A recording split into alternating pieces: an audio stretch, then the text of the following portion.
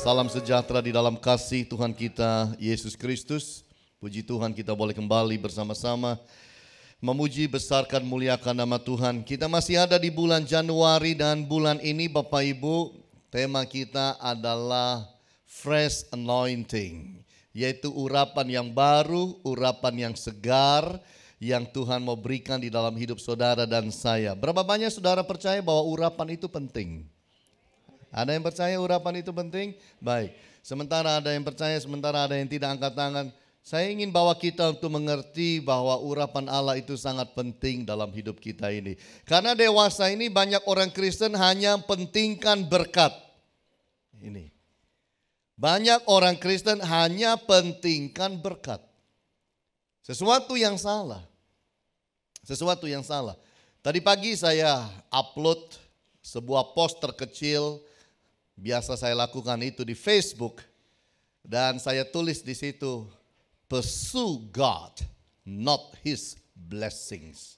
Kejarlah Allah, jangan kejar berkatnya.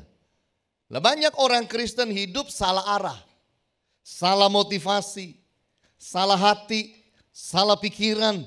Karena yang dikejar bukan Allah, tapi yang dikejar berkat. Dan kalau itu menjadi bagian hidup saudara, saudara harus berubah. Hidup ini mengejar Allah, bukan mengejar berkat. Kalau kita mendahulukan Tuhan, kalau kita itu mengutamakan Allah, tidak usah pikir mengenai berkat, Tuhan akan aturkan berkat itu turun dalam kehidupan setiap kita masing-masing. Amin Bapak Ibu. Itulah yang harus menjadi bagian di dalam hidup kita. Hidup itu mengejar Allah, mengutamakan Allah. Berkat itu otomatis di dalam hidup kita. Nah Bapak Ibu, kalau kita bicara mengenai pengurapan atau urapan Allah dalam kehidupan kita, seringkali jemaat berpikir urapan itu hanya buat hamba Tuhan. Urapan itu hanya buat pendeta. Urapan itu hanya buat mereka yang melayani. Sedangkan saya sebagai jemaat, apa pentingnya urapan? Apa gunanya? Apalagi saya tidak punya tempat dan kedudukan dan posisi di dalam gereja untuk melayani. Saya ini hanya datang mingguan, tidak punya kerjaan apa-apa, tidak ambil bagian dalam pelayanan di gereja. Lalu ngapain saya itu butuh urapan? Kira-kira itu yang ada di dalam benak saudara sebagai jemaat. Tapi saya ingin bawa saudara dan meyakinkan saudara bahwa urapan itu penting dan adalah untuk semua kita. Apakah saudara melayani? Apakah saudara tidak melayani? Urapan itu sangat dipentingkan.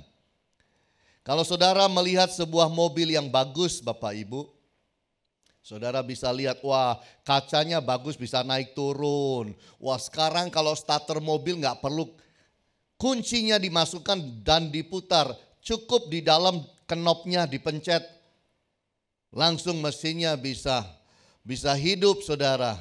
Lalu kita melihat bahwa wah di dalam ada peralatan banyak sekali. Bahkan kalau kita dari mall kemudian kita dari parkiran mau buka kunci mobil, sekarang tidak perlu ambil kunci dan rogoh-rogoh lagi dari kantong lalu buka-buka begitu.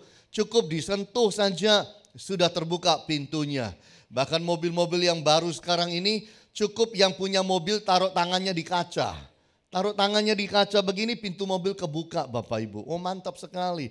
Bahkan sekarang dunia ini sedang buat mobil yang mana tidak perlu disetir Bapak Ibu. Cukup dimasukkan alamat mau kemana, lalu duduk manis saja baca koran, ntar sampai saudara. Tidak perlu repot dengan supir yang kadang masuk, kadang nggak masuk, kadang lagi bilang sakit, kadang bilang begini, bilang begitu. Banyak sekali alasannya. Wow, zaman yang akan datang bahwa kita akan bisa naik mobil yang mana tidak perlu ada supir. Pak kalau ada becak nyabrang gimana? No problem, mobilnya bisa ngerem. Ngerem sendiri, belok-belok sendiri, cari jalan sendiri, luar biasa. Bahkan sekarang kita tahu bahwa teknologi mobil itu semakin dahsyat Bapak Ibu. Mobil itu bisa menjadi speedboat yang masuk ke air, bisa menjadi kayak kapal selam yang nyelam di bawah, bisa terbang di atas. Dunia kita semakin hari akan ke sana Bapak Ibu. Siapa dulu menyangka bahwa telepon itu bisa dibawa kemana-mana? Nggak ada. Kita taunya telepon itu ada kabelnya dan ada di rumah. Begitu tanya, papa mana? Papa keluar. Oh, kalau sudah keluar rumah itu sudah hilang. Pulangnya jam berapa? Jam 4. Nyarinya nanti jam 4:30 Bapak Ibu. Orang itu kembali lagi.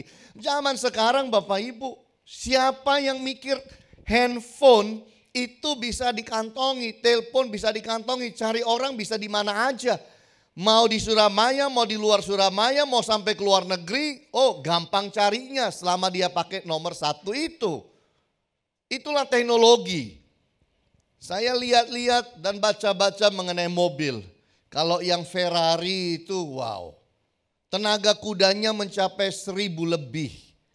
Jadi dari 0 sampai 100 kalau ditancap gas Bapak Ibu, itu hanya 3 detik lebih sedikit. Bayangin saudara, itu kalau ada orang nyabrang, itu dia sampai ke sorga, jamin. Kalau dia kehantam, pasti langsung sampai sorga. Orangnya masih bingung-bingung udah sampai di pintu gerbang sorga. Loh Tuhan, tadi saya lagi nyabrang di jalan Tunjungan, kok sudah sampai sini? Iya kamu ketabrak nak, kan begitu. Yang nabrak apapun dia nggak tahu, tiba-tiba udah sampai aja, saking cepatnya. Nah Bapak Ibu kalau kita lihat mobil yang semakin hari semakin canggih, semakin hari semakin modern, yang punya banyak fasilitas di dalamnya. Ada mobil yang saya naik, duduk di dalam itu kayak sofa Bapak Ibu, kayak di ruang tamu. Itu kalau ada jarum jatuh itu kerasa dan ketahuan, hebat sekali. Suara mesinnya tidak terdengar, ini mobil sudah hidup apa belum? Ya sudah Bapak Ibu.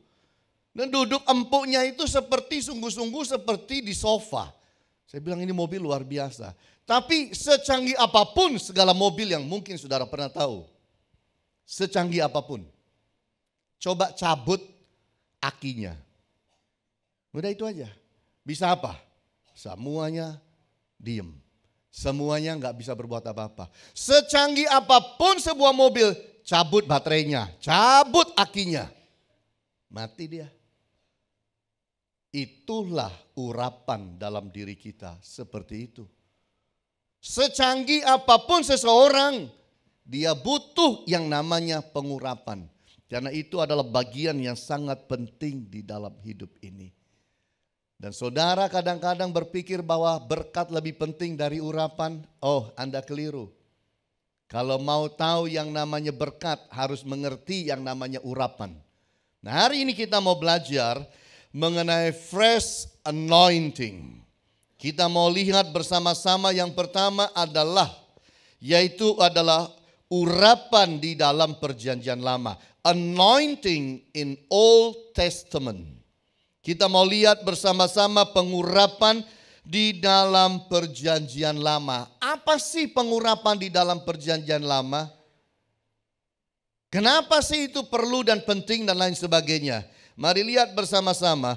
Pengurapan itu harus dilakukan dengan minyak. Itu sebabnya disebut adanya minyak urapan. Yang dipakai pada zaman perjanjian lama untuk mengurapi apa saja yang disentuh dengan minyak itu menjadi suci dan kudus. Nah mari kita lihat dahulu di dalam Keluaran pasal yang ke-30. Ayat 22 sampai ayat 25. Berfirmanlah Tuhan kepada Musa, ambillah rempah-rempah pilihan, mur, tetesan 500 shikal dan kayu manis yang harum setengah dari itu, yakni 250 shikal, dan tebu yang baik 250 shikal, dan kayu teja 500 shikal, ditimbang menurut shikal kudus, dan minyak zaitun 1 hin. Haruslah kau buat semuanya itu menjadi minyak urapan yang kudus, suatu campuran rempah-rempah yang dicampur dengan cermat, seperti buatan seorang tukang campur rempah-rempah. Itulah yang harus menjadi apa? Minyak urapan yang kudus. Nah, jadi zaman dahulu itu sudah dibuat, dikasih resepnya oleh Tuhan. Ini loh caranya buat sebuah minyak yang kudus. Tujuannya adalah apa? Apa saja yang disentuh, apa saja yang diolesi oleh minyak itu semuanya menjadi kudus. Nah, kita mau lihat bahwa minyak urapan ini dipakai untuk menguduskan itu. Apa saja yang dikuduskan? Benda-benda atau aksesoris-aksesoris yang dipakai untuk pelayanan. Jadi itu harus disucikan, itu harus dikuduskan. Di dalam ayat 26, 27, 28. Haruslah engkau mengurapi dengan itu. Apa? Kemah pertemuan dan tabut hukum. Meja dan segala perkakasnya. Kandil dan dengan perkakasnya. Dan mesbah pembakaran ukupan. Mesbah korban bakaran dengan segala perkakasnya. Bejana pembasuhan dengan alasnya. Jadi semua itu yang dipakai untuk pelayanan harus disucikan, dikuduskan. Pakai apa? Minyak urapan, Bapak Ibu. Kemah sucinya juga kemudian alat-alatnya. Lalu ada imam-imam, itu harus diurapi supaya jadi imam yang kudus, layak untuk masuk dalam pelayanan. Nah, coba kita lihat di dalam itu ayat yang ke-30. Engkau harus juga mengurapi dan menguduskan Harun dan anak-anaknya supaya mereka memegang jabatan imam bagiku. Jadi tidak boleh sembarang orang kena minyak pengurapan kudus waktu itu. Perjanjian lama tidak sembarang orang boleh minta dong, taruh dong di sini dong, taruh. Nggak ada Bapak Ibu. Itu hanya dioleskan untuk menguduskan, yaitu para imam-imam yang melayani. Kemudian juga dipakai untuk penobatan raja. Orang kalau mau diangkat jadi raja harus dikuduskan pakai minyak urapan. 1 Samuel pasal yang ke-10 itu. Lalu Samuel mengambil buli-buli berisi minyak, dituangkannyalah ke atas kepala Saul, diciumnyalah dia sambil berkata, bukankah Tuhan telah mengurapi engkau menjadi raja atas umatnya Israel?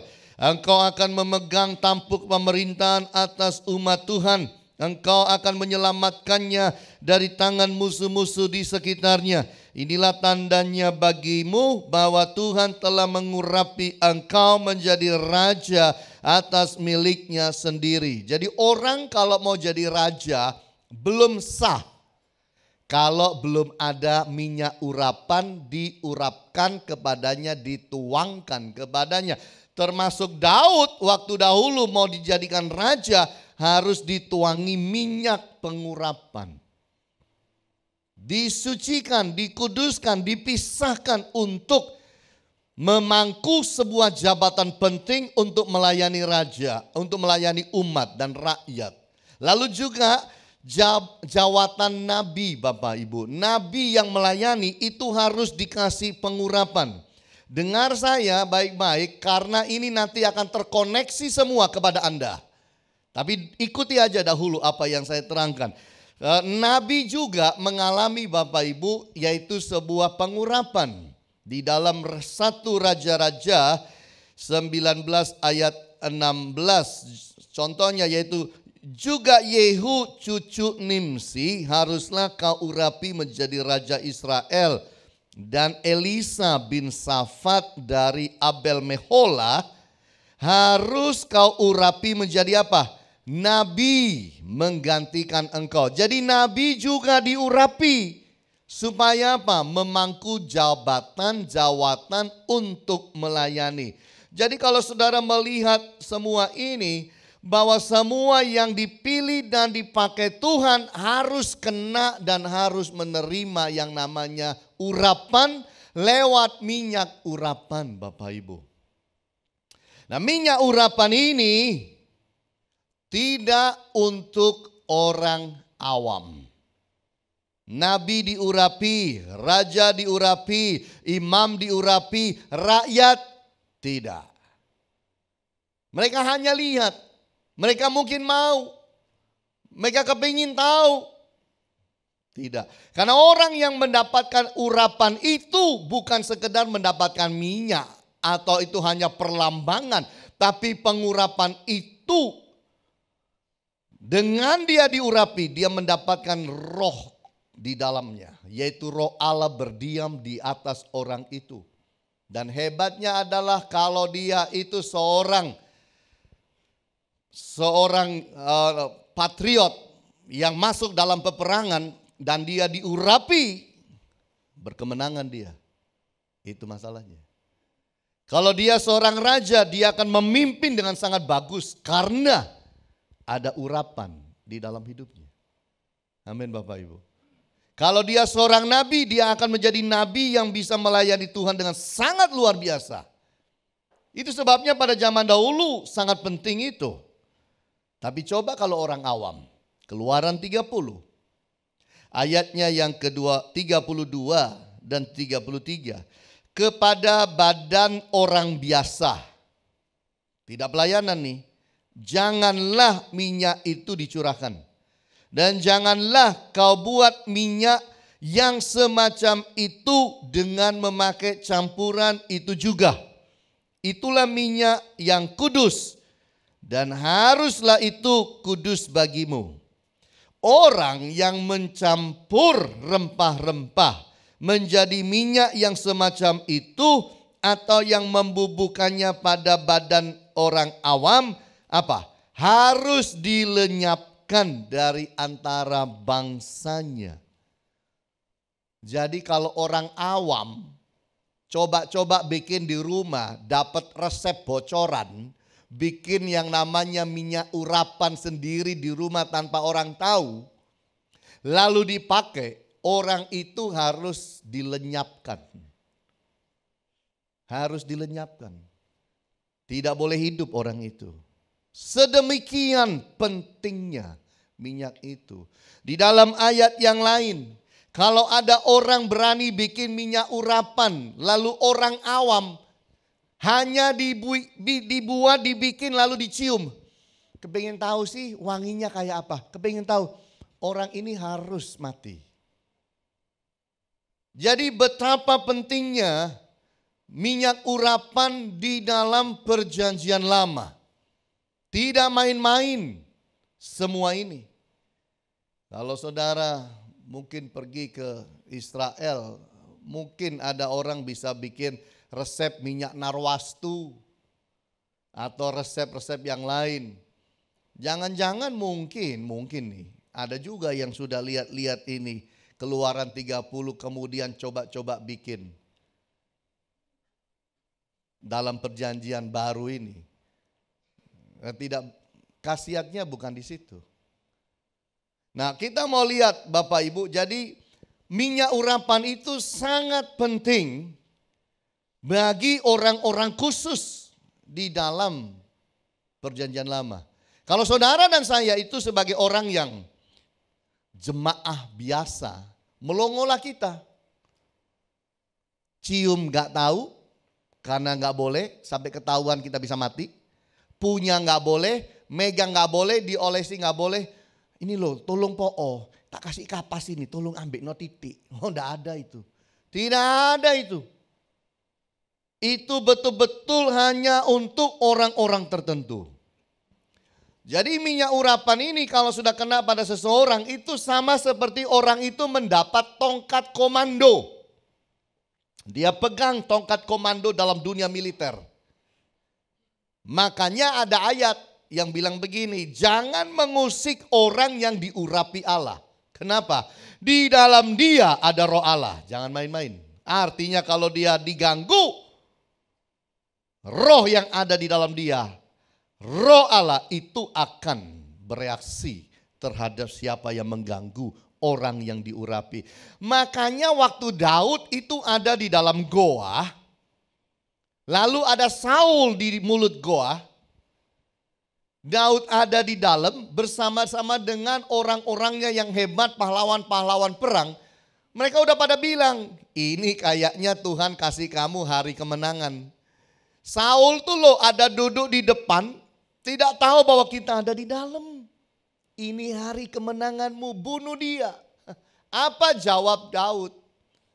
Siapakah aku berani hadapi orang yang diurapi Allah. Jangan pernah mengusik orang yang diurapi. Bukan Daud takut kepada Saul.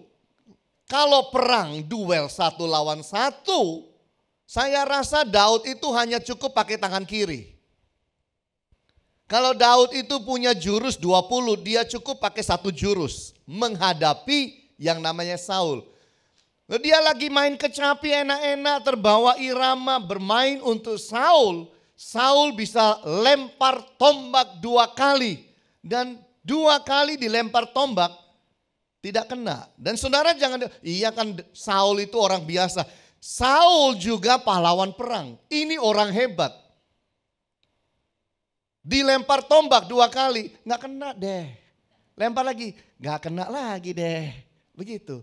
Nah saudara bisa bayangkan kalau kemudian itu kecapi ditaruh, lalu tombaknya diambil oleh Daud, lalu Saul dilempar, saya tanya kena apa enggak?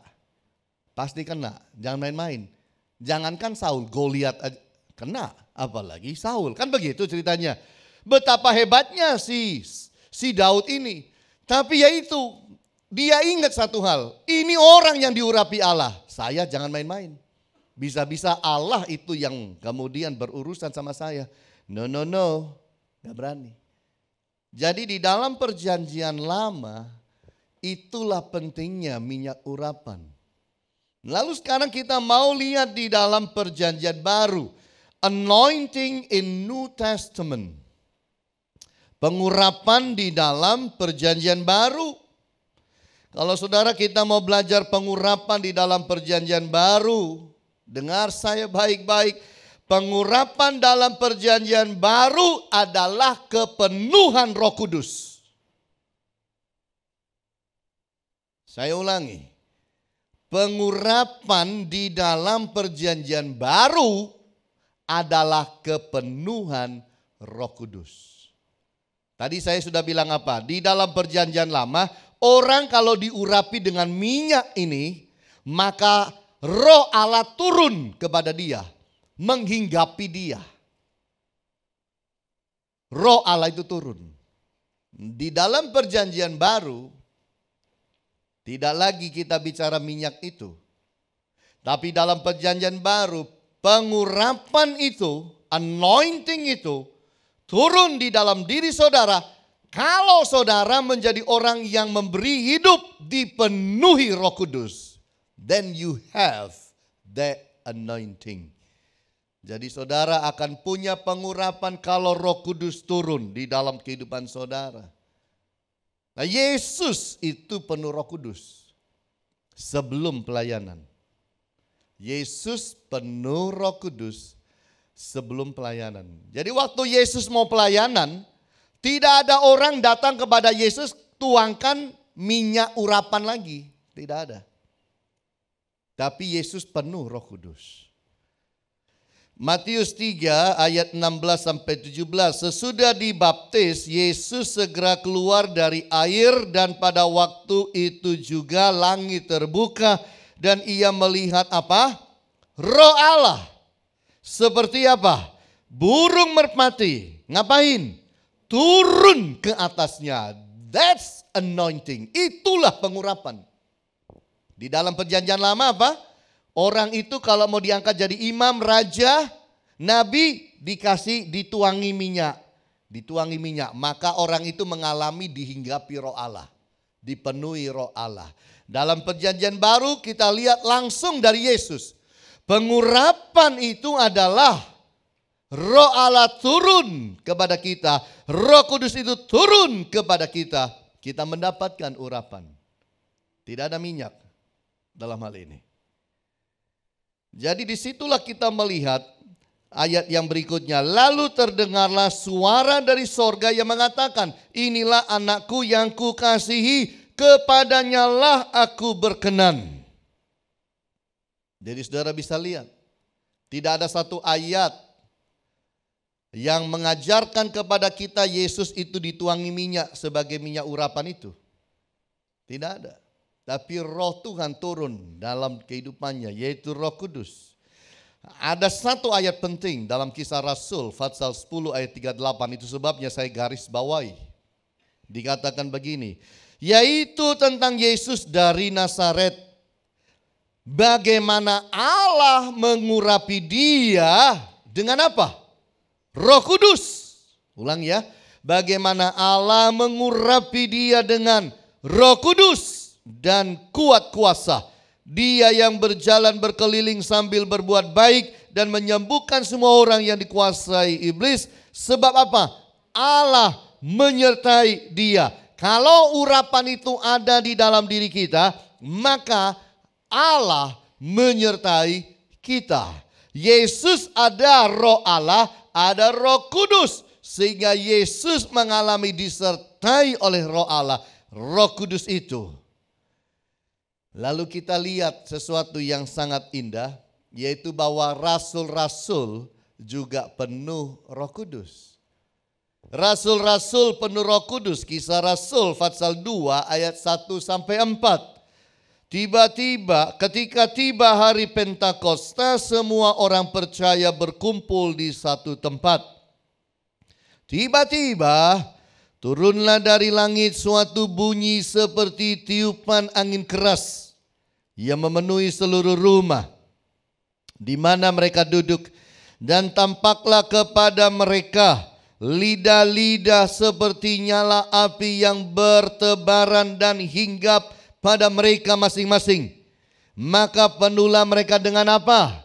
Roh Kudus. Lalu mereka mulai berkata-kata dalam bahasa-bahasa lain seperti yang diberikan Roh itu kepada mereka untuk mengatakannya. Jadi saudara lihat, kalau di dalam perjanjian lama orang mau melayani Tuhan, imam nabi harus dituangi minyak, urapan. Kalau di dalam perjanjian baru tiba-tiba muncul lidah-lidah api. Lalu orang mengalami, rasul-rasul mengalami kepenuhan Roh Kudus. Dan sejak dari itu orang banyak mengalami kepenuhan Roh Kudus. Satu lagi yang indah adalah orang awam di dalam perjanjian baru boleh mengalami penuh Roh Kudus. Orang awam itu siapa? Saudara dan saya. Setiap kita yang tidak melayani, tidak punya jabatan di gereja, tidak punya pelayanan khusus. Saudara-saudara yang mungkin hanya sebagai jemaat biasa, engkau pun boleh dapat pengurapan Allah, yaitu kepenuhan Roh Kudus. Kalau perjanjian lama sama sekali tidak boleh. Sama sekali tidak boleh. Itu sebabnya saya berkata kita berbahagia Bapak Ibu, kalau kita juga boleh mendapat kepenuhan Roh Kudus. Amin. Artinya Allah mau berikan kepada kita pengurapannya. Di dalam 1 Petrus 2 ayat 9. Tetapi kamulah bangsa yang terpilih, imamat yang rajani. Jadi semua kita yang kenal dengan Kristus, pengikut Kristus, anak-anak Yesus Kristus, kita masuk di dalam kumpulan yang disebut imamat yang rajani. Ya kalau imam dapat itu yang namanya urapan dan penuh Roh Kudus itu. Jadi dikatakan imamat yang rajani, bangsa yang kudus, umat kepunyaan Allah sendiri, supaya kamu memberitakan perbuatan-perbuatan yang besar dari Dia yang memanggil kamu keluar dari kegelapan kepada terangnya yang ajaib. Kita diurapi, kita diberi Roh Kudus supaya kita dimampukan untuk berbuat sesuatu bagi kerajaan sorga, untuk berbuat sesuatu bagi Yesus, untuk berbuat sesuatu untuk kerajaan kekal itu. Apakah bentuk pelayanannya besar atau kecil, formil atau tidak formil, itu urusan nomor 2. Tapi kalau kita sudah dipenuhi Roh Kudus, maka Allah itu sedang mempersiapkan kita melakukan salah satu jenis pelayanan untuk kemuliaan nama Tuhan.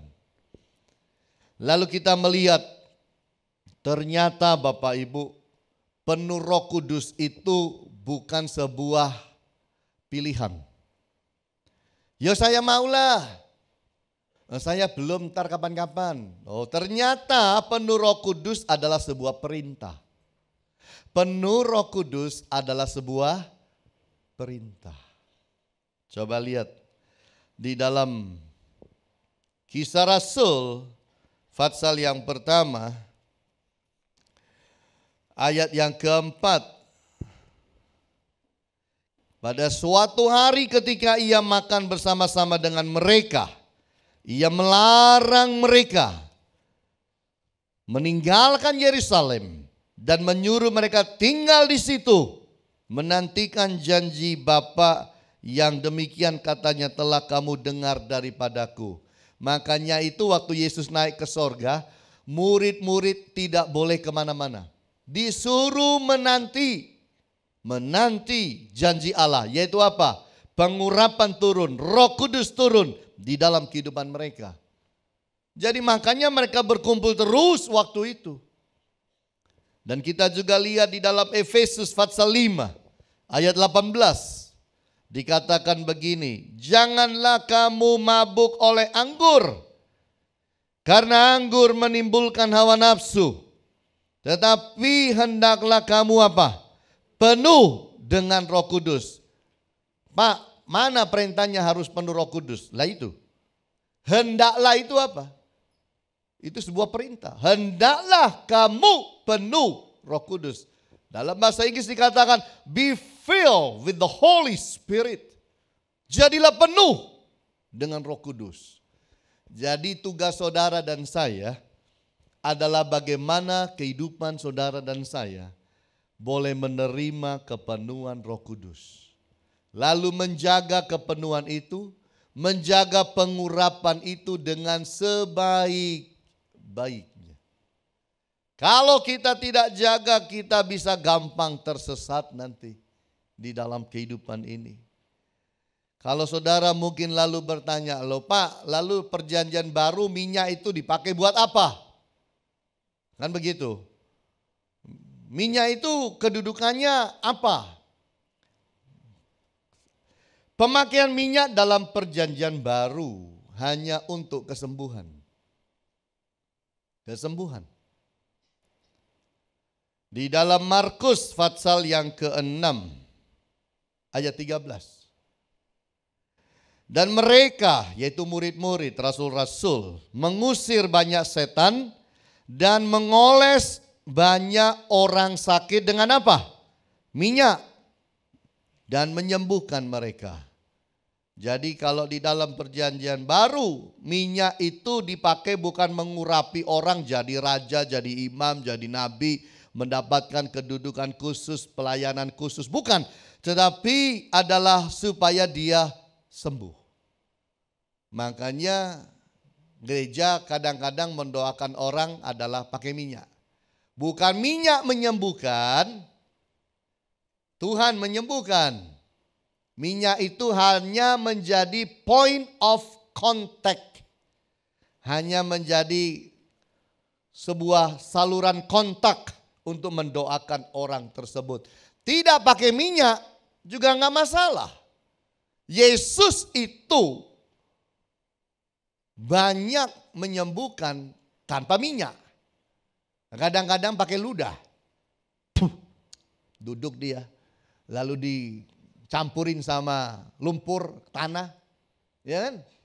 Tempel di mata. Kalau saudara ditempeli gitu gimana? Tuhan Yesus, ini sebuah penghinaan, penistaan terhadap HAM, hak asasi manusia. Masa saya dialami kayak begini-begini aneh-aneh. Oh, coba kalau saudara sakit, saya bilang ayo ke parkiran. Sakit apa? Saya sakit kepala. Oh ya, jongkok sebentar, jongkok. Terus saya, terus saya taruh begitu. Saya tanya, kembali enggak minggu depan ke HFC? Enggak balik. Ya, mungkin saudara panggilin saya ke polisi. Ya, mungkin saudara sebarkan saya, upload saya kemana-mana. Ininya enggak, ini tanah yang ada di batuk saudara ini enggak dilepas. Suruh orang foton. Saat ada Pak Hanie foton. Ya, pendeta sesat. Kan begitu. Kenapa? Karena itu loh, kok masa doain orang itu pakai ludah dan tanah. Betul. Yesus itu tinggal ucap, orang sembuh. Lihat orang lumpuh dia bilang bangun berdirilah. Orang itu langsung berdiri. Nggak pernah Yesus berkata pelan-pelan, pelan-pelan. Isa pelan-pelan, pelan. Tolong dibantu sebentar pelan-pelan. Nggak ada. Yesus bangun, berjalanlah. Jadi Yesus itu kalau kita lihat dan baca di dalam Alkitab, punya berbagai macam cara menyembuhkan orang. Tetapi ada tradisi bagi murid-murid, rasul-rasul memakai yang namanya minyak, mendoakan orang sakit. Orang sakit. Orang sakit boleh didoakan pakai minyak, ya. Sebaiknya pakailah minyak yang bersih, jangan yang habis dipakai buat goreng ikan asin. Ya. Jangan minyak yang sudah nggak karu-karuan, pakai minyak yang bersih, dioleskan. Seberapa banyak? Sedikit aja dioleskan, jangan disiram. Waduh, kasihan orangnya. Tuh Pak Hani rambut rusak semua. Ini kemarin habis nyalon Pak Hani, kan begitu, ya kan? Jadi sedikit aja. Saya kalau doain orang biasanya taruh minyaknya hanya di keningnya, itu sedikit. Kita juga nggak mau ganggu yang namanya kosmetikanya orang, iya. Karena kita kasih minyak, kemudian minggu depan lo Pak bisulen lo Pak lihatin. Gara-gara Pak Hani kan ya repot lagi saya, kan begitu. Jadi tidak. Lalu Yakobus pasal 5. Yakobus 5 ayat 14. Kalau ada seorang di antara kamu yang sakit, baiklah ia memanggil penatua jemaat,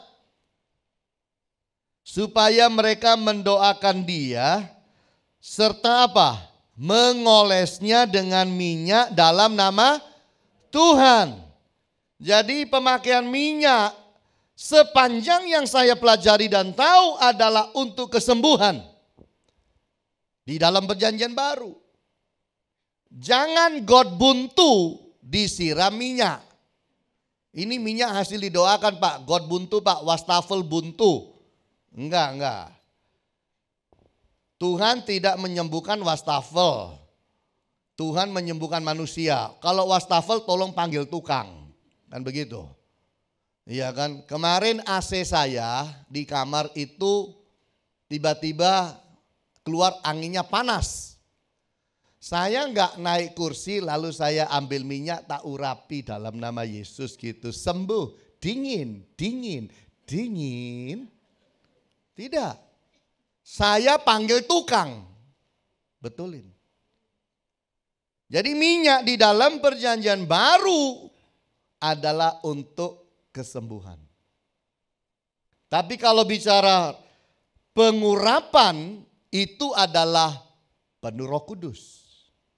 Jadi kembali pertanyaannya adalah apakah saudara sudah penuh Roh Kudus? Sudah pernah didoakan penuh Roh Kudus? Saya dahulu backgroundnya itu dari gereja Protestan. Jadi waktu ikut sebuah persekutuan doa, lama-lama persekutuan doa ini mengajarkan adanya kepenuhan Roh Kudus.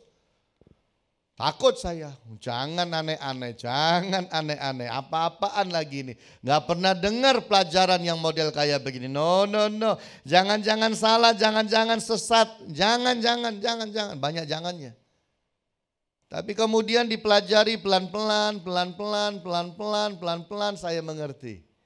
Lalu saya memberi diri saya penuh Roh Kudus. Dan jujur kepada saudara, saya ini baru berubah ketika saya penuh Roh Kudus. Saya pergi gereja dahulu tidak pernah bawa Alkitab. Tidak pernah. Ya, maaf jangan tersinggung. Ya. Zaman sekarang itu Alkitab banyak itu. Di layar-layar kita kan banyak Alkitab. So. Apalagi kalau yang khotbah Pak Hani, Ibu Agnes, saudara belum buka kita sudah baca. Karena kita sudah punya catatan lengkap di atas mimbar Bapak Ibu. Jadi zaman dahulu saya itu duduknya di kursi baris pertama tapi tidak pernah bawa Alkitab. Dan kalau pendetanya khotbah terlalu lama, saya pelototin jujur saja. Pelototin sampai dia kerasa bahwa sudah kelamaan. Makanya saya kalau jadi pendeta itu sekarang saya hati-hati sama waktu. Jangan khawatir, saudara nggak perlu lihat jam tangan, saya akan berhenti pada waktunya.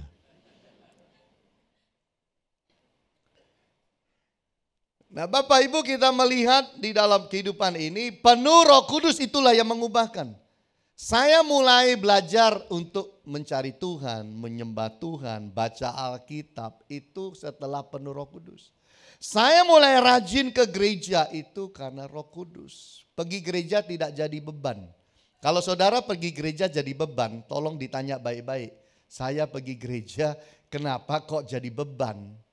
Waduh, kok gereja lagi? Cek cepatnya, kok sudah minggu ya?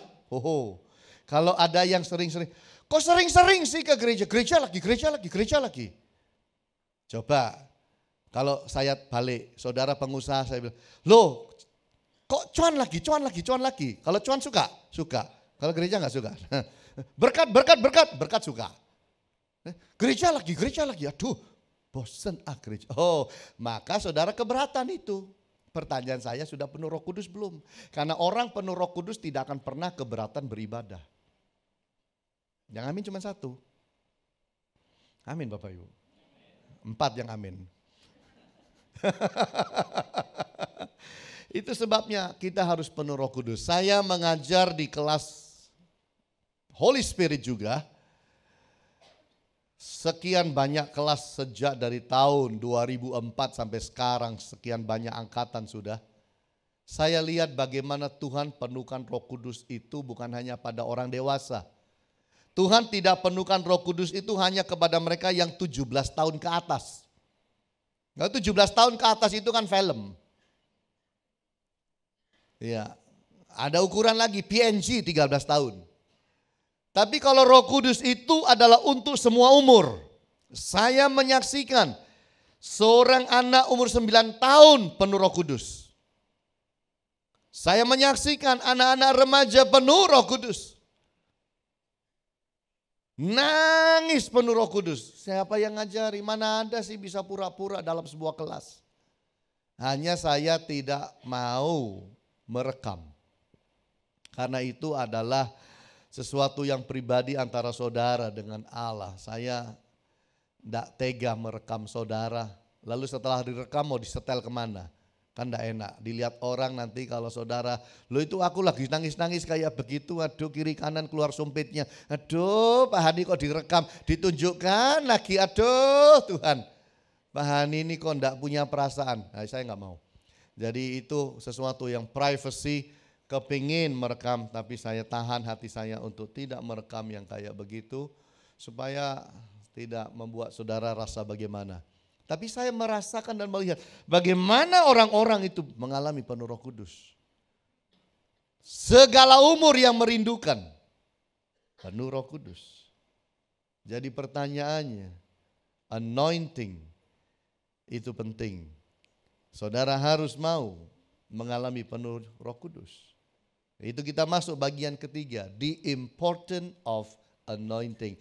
Pentingnya urapan bagi saudara dan saya. Yaitu apa?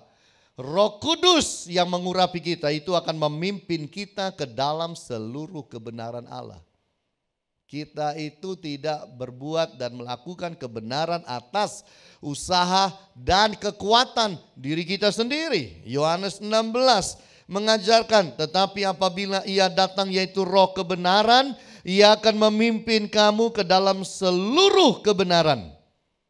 Sebab ia tidak akan berkata-kata dari dirinya sendiri, tetapi segala sesuatu yang didengarnya itulah yang akan dikatakannya, dan ia akan memberitakan kepadamu hal-hal yang akan datang.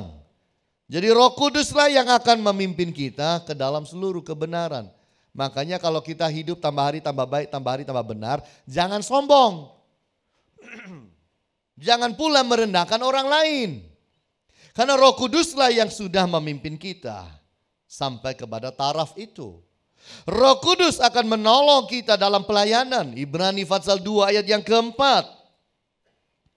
Allah meneguhkan kesaksian mereka oleh tanda-tanda dan mujizat-mujizat dan oleh berbagai-bagai penyataan kekuasaan dan karunia Roh Kudus yang dibagi-bagikannya menurut kehendaknya. Roh Kudus menolong kita di dalam pelayanan dengan karunia-karunianya, dengan kuasanya. Itu sebabnya kita bisa melayani dengan jauh lebih baik setiap hari. Roh Kudus akan menolong dalam kehidupan. Yohanes pasal yang ke-16 ayat 16. Dikatakan tinggal sesaat saja dan kamu tidak melihat aku lagi. Dan tinggal sesaat pula kamu akan melihat aku lagi. Dan yang dimaksudkan di dalam ayat-ayat yang berikut dari ayat-ayat ini adalah kita akan mengalami kepenuhan Roh Kudus. Dan Roh Kudus akan menolong kita di dalam segala kehidupan kita. Dan bagian yang sangat-sangat saya ingin saudara dengarkan ini, yaitu bahwa penyertaan, pengurapan itu juga berbicara mengenai sukses dan berkat. Jadi saudara bilang, dari tadi ini ngomong opo. Iya kan, ini loh tujuannya ke sini. Meleo, ya, bangun, dengar, kita sudah sampai di stasiun terakhir. Sebentar lagi saya selesai khotbah saya. Kalau saudara tidak dapat ini rugi. Sudah ngomong panjang lebar, ada maksud dan tujuannya. Sekarang saya ingin saudara di tahun ini diberkati Allah luar biasa. Amin. Saya ingin saudara maju, usaha saudara, hidup saudara, keluarga, rumah tangga saudara, apa yang saudara kerjakan maju. Ini penting. Nah, penyertaan. Kalau kita dipenuhi Roh Kudus, kita itu artinya diurapi, artinya kita itu disertai. Saudara jangan anggap remeh kata menyertai. Kalau saudara ke Malang saya sertai, mah nggak ada artinya. Ke Pasar Atom disertai Pak Hani dan Ibu Agnes, nggak ada artinya. Tapi kalau ada ayat bilang Allah menyertai, itu jangan main-main. Karena begini, Allah menyertai manusia itu bukan artinya membarengi. Membarengi. Iya, ini kasihan yang sedang nonton dan lewat live streaming. Pak, apa itu membarengi? Membarengi itu yaitu bersama-sama. Mengoncoi lagi. Menemani. Iya, mengoncoi itu bahasa Jawa, ya. Iya, bahasa Indonesia adalah mengancai. Loh iya kan, kalau mengonco kanca kan begitu jadinya. Nah, menemani. Oh, kalau dikatakan Allah itu menyertai, bukan berarti Tuhan itu cuma bersama-sama kita. Menyertai itu artinya memastikan Anda diberkati. Itu maksud saya. Kepada Abraham, Allah menyertai Abraham dalam Kejadian 26 ayat 24. Lalu pada malam itu Tuhan menampakkan diri kepadanya serta berfirman, akulah Allah ayahmu Abraham, jangan takut sebab aku apa? Menyertai kamu, menyertai engkau. Aku akan memberkati engkau dan membuat banyak keturunanmu karena Abraham hambaku itu. Hebat. Jadi kalau Tuhan menyertai, itu ada dua ikut. Satu berkat, dua sukses. Itu. Kalau tidak percaya ya tidak usah bilang amin. Tidak apa-apa. Tapi yang percaya itu akan mengalami. Oh sekarang mau semua. Saya pelajari ini dalam firman. Kalau Tuhan menyertai, dua hal terjadi. Yaitu ada berkat. Amin. Ada kesuksesan. Jadi saudara harus jangan anggap rendah, anggap remeh kalimat Allah menyertai. Jangan pernah anggap remeh. Allah menyertai Raja Yehuda dalam peperangan. Kalau Allah menyertai seseorang dalam peperangan, itu bicara apa? Kemenangan. Menang terhadap musuh. Kalau Tuhan menyertai. Di dalam 2 Tawarik itu terjadi. Yang menyertai dia adalah tangan manusia. Tetapi yang menyertai kita ialah Tuhan Allah kita yang membantu kita dan melakukan peperangan kita. Oleh kata-kata Hizkia Raja Yehuda, rakyat mendapat kepercayaannya kembali. Jadi jangan main-main. Kalau Tuhan menyertai seseorang dalam peperangan, menyertai bukan Tuhan mau nonton kita dalam peperangan. Atau cuma mau kasih tepuk tangan.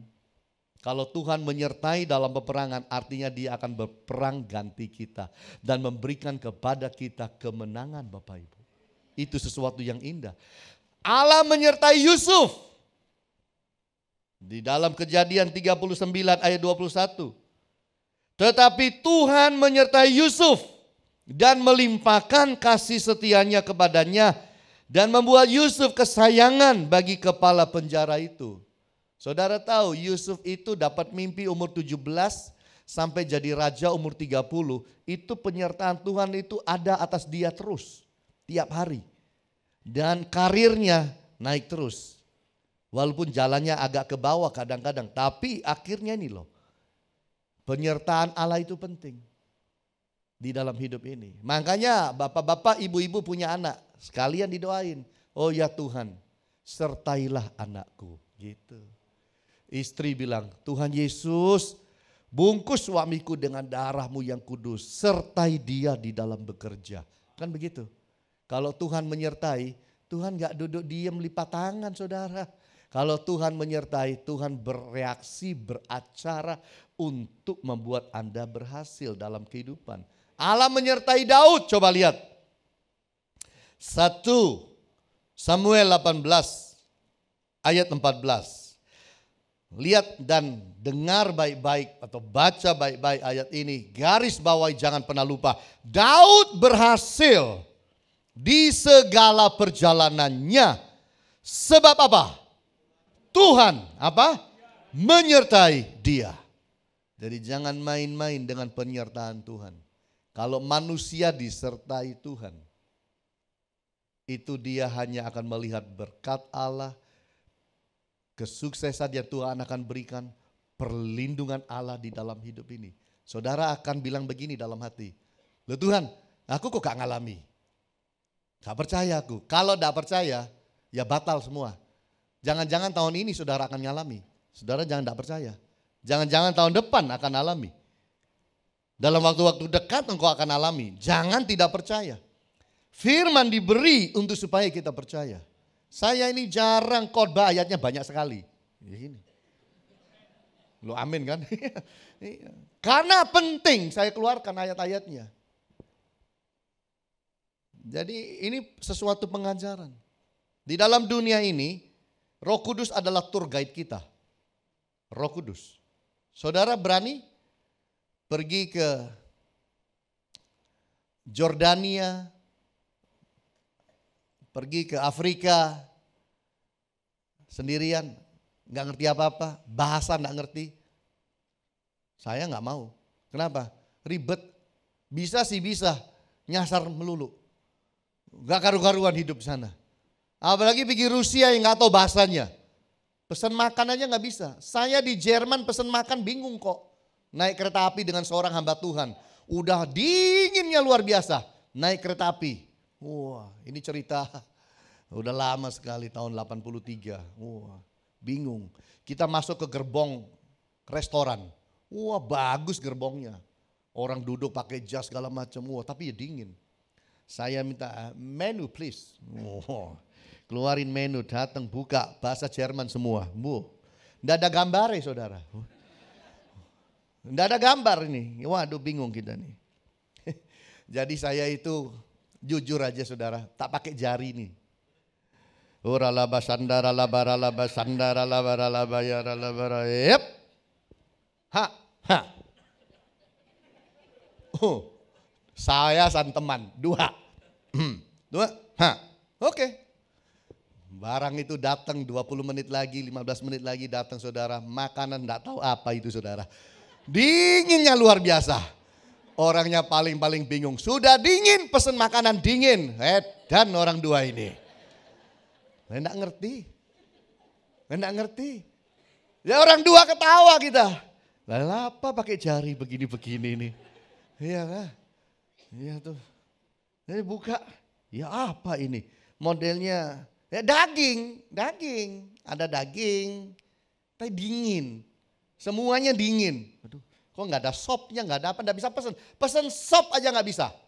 Meminta kecap, sambelnya nggak bisa. Nggak bisa, karena nggak tahu bahasanya. Itu baru di satu negara. Lah kita ini hidup di dalam dunia yang besar. Tour guide kita adalah Roh Kudus, Bapak Ibu. Yang mengajar bagaimana kita hidup. Yang mengajar bagaimana kita berjalan dalam kehidupan ini. Roh Kudus yang menyertai kehidupan saudara dan saya. Oleh sebab itu, di tahun ini, keinginan saya buat saudara adalah engkau penuh Roh Kudus semuanya. Jangan pernah tolak Roh Kudus dalam hidup. Kalau minyak urapan itu perjanjian lama, dalam perjanjian baru adalah Roh Kudus yang mengurapi kita, yang sudah mengurapi Tuhan Yesus Kristus. Biarlah ada itu di dalam hidup kita. Amin saudara. Usahakan itu, ikut training center, basic training, ikut Holy Spirit training. Kita akan doakan. Kalau saudara kesusu dan lain sebagainya, kita doain. Cari waktu kita doain saudara, no problem. Supaya engkau ngalamin yang namanya penuh Roh Kudus Bapak Ibu. Karena itu merupakan bagian penting. Fresh anointing harus terjadi di dalam kehidupan saudara semuanya. Tuhan Yesus berkati. Haleluya.